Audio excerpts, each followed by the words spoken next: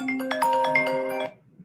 Aloha Friday. Well, aloha!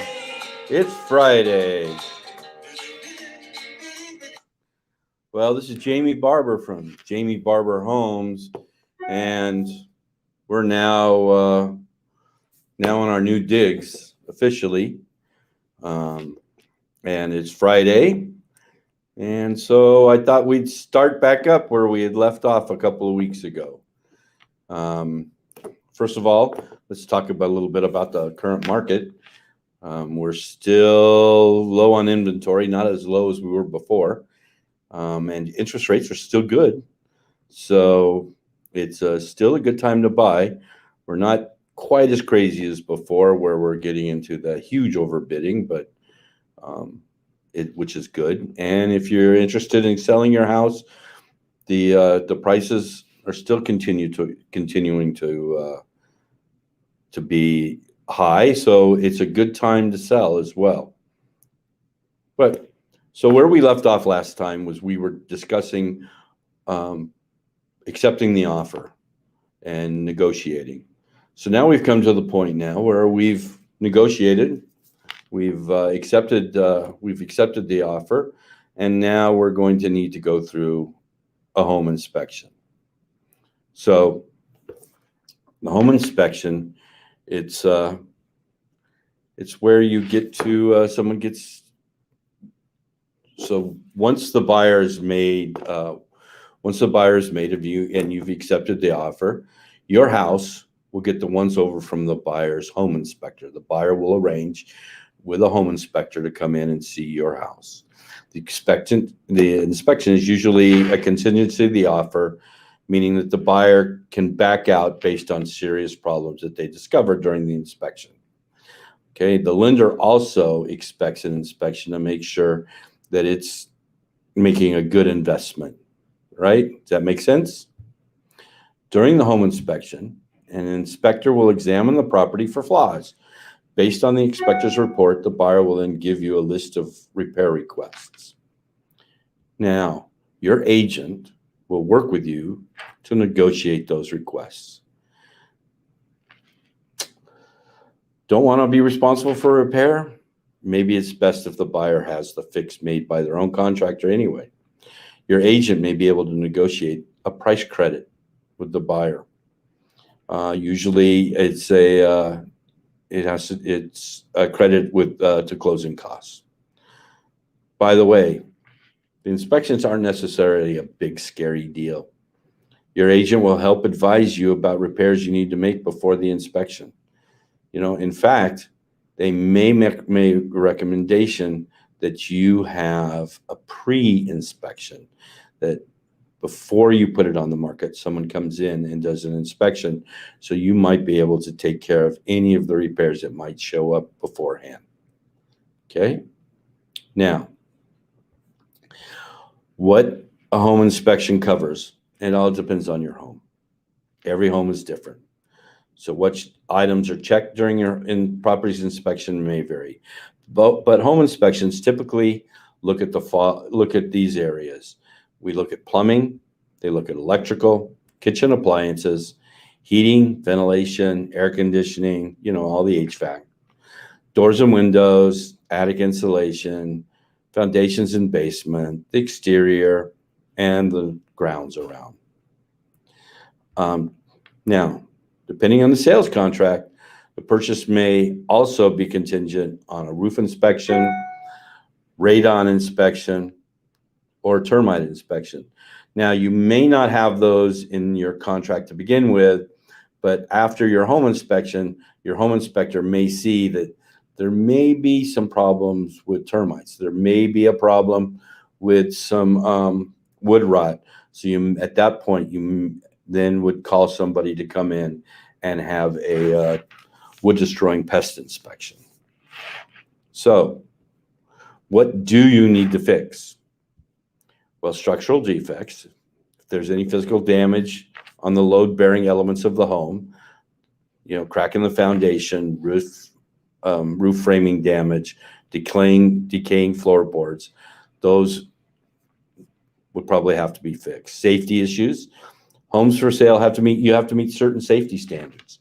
If you have your house for sale, depending on where you live, safety issues that you, the seller, may have to address could include mold, wildlife infestation, or even exposed wiring. And then building code violations, such as the absence of smoke detectors, use of non-flame retardant roofing material, and use of lead paint after 1978. Those have to be addressed by you.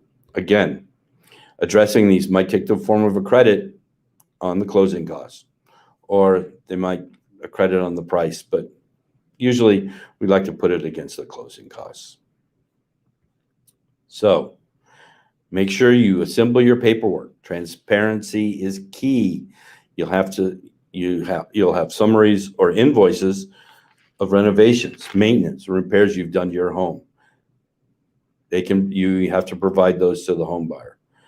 Make sure your house is squeaky clean. Your home should be pristine when the inspector arrives. A good first impression will set a positive tone. Take time to declutter and deep clean the whole house. A deep clean averages between $200 and $400. You can go to Angie's list, or you can go have it done. Remove any obstacles that may block the inspector's access. Take measures to ensure that the inspector has complete access to all facets of the property, including electrical panels, attic space, fireplaces. It may require temporarily moving your clothing and other items that could impede the process. A lot of those access to your attic is in closets.